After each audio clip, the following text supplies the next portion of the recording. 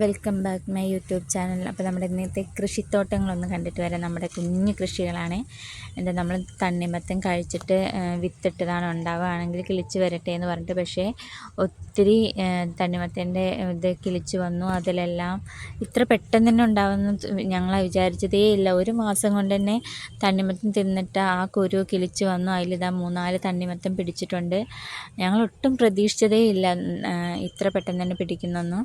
അങ്ങനെ 3-4 തണ്ണിമത്തനൊക്കെ ഉണ്ടായിട്ടുണ്ട്. പിന്നെ അതാ നമ്മുടെ കുറച്ച് ചെറിയ തക്കാളിത്തോട്ടം. ഇത് ഒരു തരം ആപ്പിൾ തക്കാളി എന്ന് പറയും, ആ ടൈപ്പ് തക്കാളിയാണ് ഇത്. പിന്നെ ചീര ഞങ്ങൾ നാട്ടിൽ നിന്ന് കൊടുന്നതാണ്.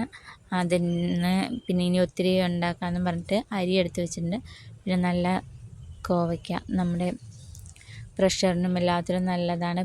ഈ ചെറുതാകുമ്പോഴേ ഇങ്ങനെ പറിച്ച് തിന്നാൻ എനിക്കും കുഞ്ഞുങ്ങൾക്ക് ഭയങ്കര ഇഷ്ടമാണ്. കോവലിനാണെങ്കിൽ ഒത്തിരി കോവയ്ക്കൊക്കെ പിടിക്കുന്നുണ്ട്. ഞാൻ കാണിച്ചു തരാവേ. ഇതിലത്തെ ഒരു 10 എണ്ണം ഉണ്ടെങ്കിൽ നമുക്കൊരു തോരനുള്ള ഇത് കിട്ടും. അതായത് നല്ല നീളമുള്ള ടൈപ്പ് കോവയ്ക്കയാണ്. അപ്പോൾ അതുകൊണ്ട് ഒരു 10 എണ്ണം ഉണ്ടായാലും നമുക്കൊരു ദിവസത്തെ തോരനുള്ളതായി. പിന്നെ അമ്മയൊക്കെ പറയാറുണ്ട് മത്തൻ്റെ ഇല താളിക്കുന്നത്. എനിക്കതിന് കറക്റ്റായിട്ട് അറിയില്ല എങ്ങനെ ഉണ്ടാക്കുന്നത്. മത്തനൊക്കെ ഉണ്ട്. മത്തങ്ങ 1-2 എണ്ണം പിടിച്ചിട്ടുണ്ട്. ഈ മത്തൻ്റെ പൂവൊക്കെ കാണുമ്പോൾ പണ്ട് ഓണത്തിന് മത്തൻ്റെ പൂവൊക്കെ പറിച്ചു കൊണ്ടുവരുന്നു പൂവിടാനൊക്കെ. ആ മത്തൻ്റെ പൂവ് കാണുമ്പോൾ എപ്പോഴും ഓർമ്മ വരും. തക്കാളി നമുക്ക് ഒത്തിരി ഉണ്ടായിട്ടുണ്ട്. കോവയ്ക്കാണെങ്കിൽ ഇഷ്ടം പോലെ ഉണ്ടായിട്ടുണ്ട്. ഇപ്പോൾ പറിക്കാറായി, പറിച്ചിട്ടില്ല.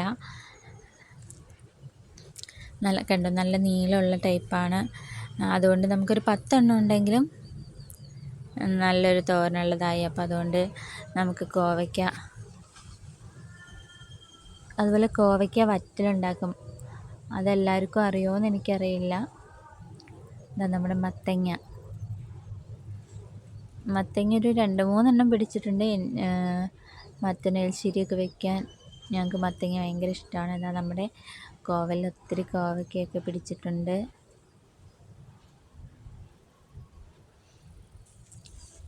നമ്മുടെ വീടിൻ്റെ അടുത്ത് തന്നെ ഒരു വിൻഡോയിൽ നിൽപ്പുണ്ട്, അതാണ് കണ്ടത്.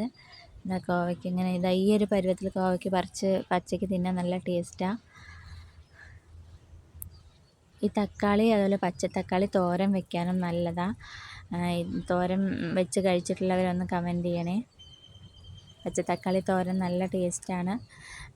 എല്ലാവർക്കും അറിയില്ല പച്ചത്തക്കാളി തോരൻ വെക്കാൻ പറ്റും. ഇത് 2 തരം തണ്ണിമത്തനുണ്ടല്ലോ, അതത്തെ അധികം കുരു ഇല്ലാത്ത ടൈപ്പാണ് ഈ തണ്ണിമത്തങ്ങ. ഇതിന് കുറച്ചുകൂടി മധുരവും കൂടുതലായിരിക്കും. അധികം കുരുക്കളുണ്ട്, അത് ചെറിയ കുരുവായിരിക്കും, അത് ഒത്തിരി ഉണ്ടാവില്ല. പിന്നെ ചീര ഞങ്ങൾ കുറച്ച് കൂടിയും പാവാനൊക്കെ വേണ്ടി വെച്ചിരിക്കുക. പിന്നെ ഈ പാവയ്ക്കയിൽ ഒത്തിരി പാവയ്ക്ക ഉണ്ടായി. ഞങ്ങൾ പ്രതീക്ഷിച്ചില്ല ഇത്ര ഉണ്ടാവുന്നേ പ്രതീക്ഷിച്ചില്ല. അപ്പോൾ ഓക്കെ, ഇന്നത്തെ വീഡിയോ ഇത്രയേ ഉള്ളൂ.